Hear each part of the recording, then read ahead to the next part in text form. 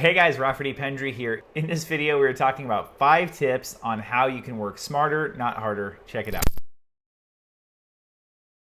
If you guys like this video, give it a thumbs up for me and feel free to subscribe to my channel for future content like this. All right, point number 1 is documenting processes. This includes both for internal use for things like staff who have questions. It also includes things for customers. We had a software product that we had built up. We started getting customers on it.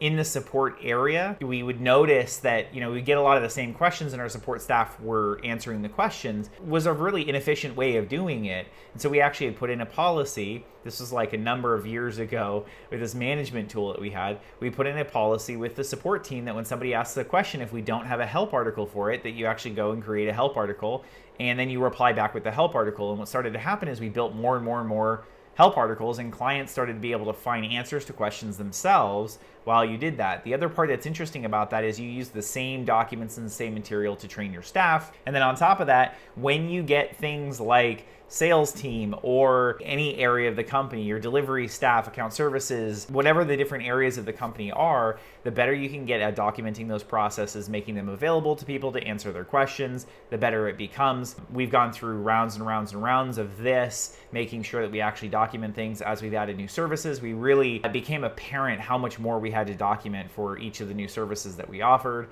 And so it is something you have to stay on constantly. Point number 2, prioritizing your tasks. Not all tasks are created equal. It is a challenge that you run into when you have so many things going on, especially when you're trying to get something going. You have a bunch of sales work you're doing, you have delivery things you're doing, you're trying to figure out what are the most important things. We talk about it as majoring in the majors, working on the things that if we establish and put in place will have the biggest, most profound impact on the business and organization that we then look at. Not all tasks are created equal, and so we need to make sure that we're actually spending the time on the ones that are the absolute most important things that will move the needle the most. Point number 3, don't be afraid to ask for help. This can be within your team, the people who work with you in life. Like, for example, there have been times where I knew that there were some work things that were going to get a lot more intense and that it was going to require a lot more focus on my part. And so I would talk to Hanalee, my wife, and say, hey, look, can I get your help on this and this and this in other aspects of life to make this easier?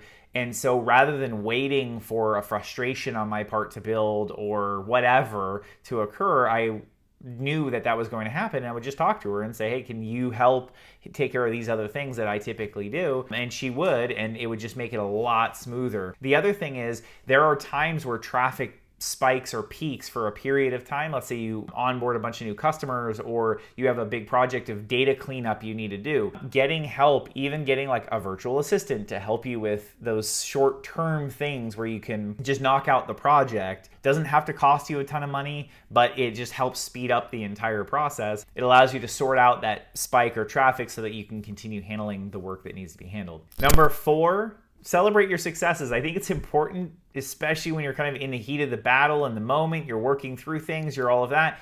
Don't take a long time doing this, I guess, but just stepping back and going like, these were successes. It also helps you identify based on those successes, what was working. Let's do more of that, which then in turn allows you to actually work smarter, not harder. Sometimes again, if we're just, everything is equal to everything and we're just working, our is off, you're just going to be so focused and so difficult. Well, if you step back and look at what were the successes, okay, good, let's do more of that. Let's do more of that way. Number 5 is kind of an interesting one. Take breaks. I have done I'm just going to pound myself through something over and over and over again, spend 20 hours a day on it. It doesn't mean that you actually work better. It just means you spend more time. I used to guilt trip myself in the fact that if I wasn't working that number of hours and maybe I wasn't that dedicated, et cetera, et cetera. Name your goals, name the targets that you're going after and get after it. Be very disciplined, spend the time, but also getting up from your desk and walking around for 10 or 15 minutes, come back down and refocus yourself is not going to make or break everything, but it does allow you that chance to just kind of like step back, take a look at things and get back into it. But just spending that time to do that allows you to kind of refocus your efforts and get back in there and keep swinging. Comment below and let me know any other successful things that you've had on working smarter, not harder. Look forward to seeing you guys in the next one.